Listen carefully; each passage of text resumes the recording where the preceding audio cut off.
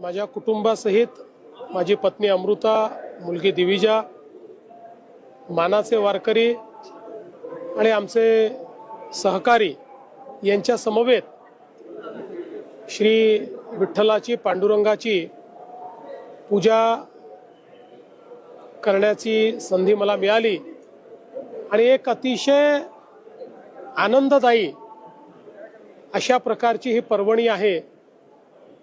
खरं म्हणजे आपल्याला कल्पना आहे की भक्त आणि भगवंत यांच्यातलं अंतर जिथे दूर होतं तिथे श्री विठ्ठलांचा वास आहे। त्यामुळे तीच अनुभूती या पूजेच्या माध्यमातून आपल्याला अनुभवायला मिळते। आपल्यातलं आणि श्री विठ्ठलांमधलं नातं हे पूर्णपणे त्या ठिकाणी एकरूप होतं आणि म्हणून विठ्ठल रुक्माईंची या ठिकाणी पूजा करून अतिशय आनंद मला झालेला आहे। खरं म्हणजे तुमचा नेहमीच हा प्रश्न असतो की देवाला काय मागितलं। तसं तर देवाला काही मागावंच लागत नाही, कारण देवाला आपल्या मनातलं सगळं माहिती असतं। पण तरी देखील भक्तांना राहवत नाही, त्यामुळे आपण देवाच्या घरात गेलं तर काहीतरी मागत असतो। निश्चितपणे देवाला मागणं हेच आहे, कारण हे उभ्या महाराष्ट्राचं आराध्य दैवत आहे। त्यामुळे महाराष्ट्राची काळजी घेणं हे माऊलींचंच काम आहे आणि म्हणून माऊलींनी महाराष्ट्राची काळजी घेण्याकरता आम्हाला शक्ती द्यावी आणि सन्मार्गाने चालण्याची सुबुद्धी द्यावी, अशा प्रकारचीच त्या ठिकाणी प्रार्थना केलेली आहे। आणि माऊली ही खरं म्हणजे आमच्या बळीराजाला शक्ती देणारी अशा प्रकारची देवता आहे आणि म्हणून आमच्या बळीराजाला यावर्षी चांगलं पीक व्हावं, त्याच्या जीवनात आनंदाचे 4 क्षण यावेत, अशा प्रकारची प्रार्थना देखील माऊलीच्या चरणी केली। चर्चेत आहे, तिथल्या मंदिर परिसरातल्या लोकांना ते भय आहे, काय नक्की निर्णय? पंढरपूर कॉरिडॉरच्या संदर्भात सगळ्यांना विश्वासात घेऊनच या ठिकाणी आम्ही काम करतो आहोत। कोणाचंही नुकसान आम्ही होऊ देणार नाही। तो दुकानदार असो, तो घर मालक असो, तो सामान्य माणूस असो, कोणाचंही नुकसान न करता सगळ्यांचं योग्य पुनर्वसन करून या ठिकाणी हा कॉरिडॉर आपण तयार करणार आहोत। त्या संदर्भात जिल्हाधिकाऱ्यांनी एक मोठं कन्सल्टेशन केलेलं आहे, चर्चा केलेली आहे। अनेक लोकांची चर्चा करून त्यांच्या शंका देखील दूर केल्या आहेत।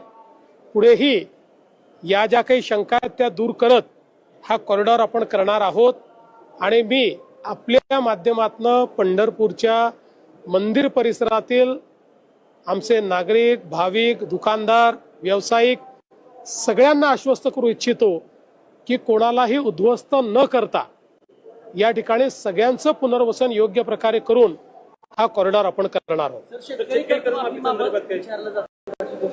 असं आहे, मी विठ्ठलाला शेतकऱ्याचं कल्याणच मागितलेलं आहे।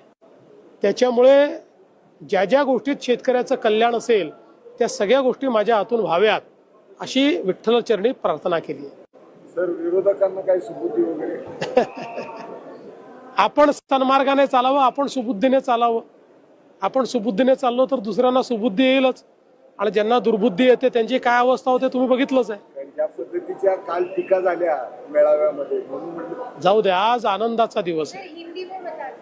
कारण मी जसं सांगितलं की त्यांनी विजय उत्सवाला जसं रुदालीचं स्वरूप दिलं तसं मला आनंद उत्सवाला कुठलंही राजकीय स्वरूप द्यायचं नाही।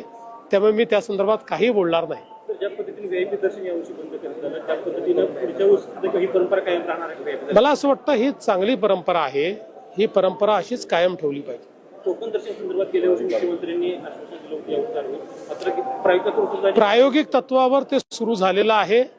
थोडं रुजायला वेळ लागेल, पण ते हळूहळू करण्यात येईल।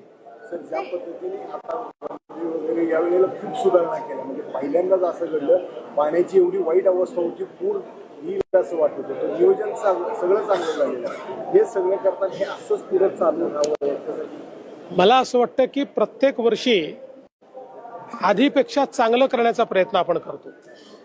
यावेळी पालकमंत्री जयकुमार गोरे असतील, आपले इथले जिल्हा प्रशासन जिल्हाधिकारी असतील, SP असतील, आपले कार्यकारी अधिकारी असतील, ZPचे सगळं प्रशासन जे आहे हे 24/7 या नियोजनामध्ये होतं. आपण जर पोलिसांची कमांड अँड कंट्रोल सिस्टीम बघितली असेल तर अत्यंत आधुनिक अशा प्रकारची कमांड अँड कंट्रोल सिस्टीम आहे की ज्यात ड्रोनच्या माध्यमातून